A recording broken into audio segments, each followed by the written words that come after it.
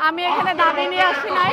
আমাদের 3টা অধিকার আছে, দশম গ্রেড, উচ্চতর গ্রেড এবং 100% পদোন্নতি। এই 3টা অধিকার বাস্তবায়নের জন্য আমরা এসেছি। যদি বলেন কেন এটা অধিকার, কারণ আপনারা বলেন শিক্ষকতা মহান পেশা, সেই মহান পেশায় আমরা নিয়োজিত। তাহলে কেন আমরা কর্মচারী 3য় শ্রেণী? যেহেতু আমরা 1ম শ্রেণীর নাগরিক গড়ি, অবশ্যই আমাদের যোগ্যতা আছে। সেই যোগ্যতার মর্যাদা দেওয়ার জন্য আমাদের দশম গ্রেড দিতে হবে। আবার প্রাথমিক বিদ্যালয়ে অধিকাংশ বিদ্যালয়ে প্রধান শিক্ষক নেই।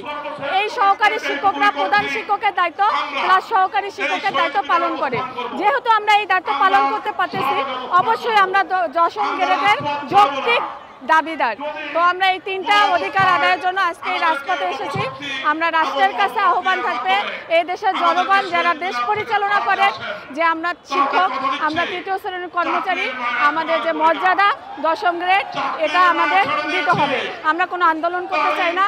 আমরা দীর্ঘদিন যাবৎ এই দাবি জানিয়ে আসছি সরকারের কাছে, কিন্তু সেটা বাস্তবায়ন হচ্ছে না। আজকে আমরা বাস্তবায়নের লক্ষ্যে এই কেন্দ্রীয় শহীদ মিনারে অবস্থান কর্মসূচি পালন করতেছি। অবশ্যই সরকারের পক্ষ থেকে দাবি মানা হবে, কারণ সরকার ছাত্র জনতার সরকার, একটা বিপ্লবের মাধ্যমে এই সরকার প্রতিষ্ঠিত হয়েছে। তো আমরা 100% আশাবাদী আমাদের দাবি মানা হবে। দাবি না মানা হলে আমাদের বিভিন্ন কর্মসূচি আছে, সেটা ধাপে ধাপে আমরা ঘোষণা করব। দশম গ্রেড গুরুত্বপূর্ণ মর্যাদার ক্ষেত্রে। প্রথমত মর্যাদা, দ্বিতীয়ত আপনি দেখেন 13তম গ্রেডে একজন শিক্ষক চাকরি করতেছে।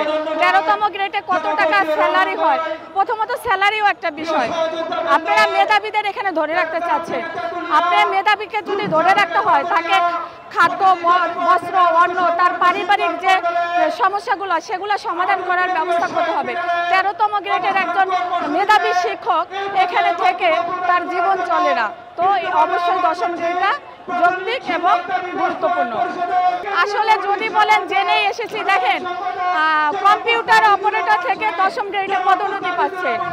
রিসেন্টলি আবার কি যেন বিভিন্ন 16তম গ্রেড থেকে যদি দশম গ্রেডে পদোন্নতি পায়, তাহলে আমরা কেন শিক্ষক, আমরা কেন পাবো না?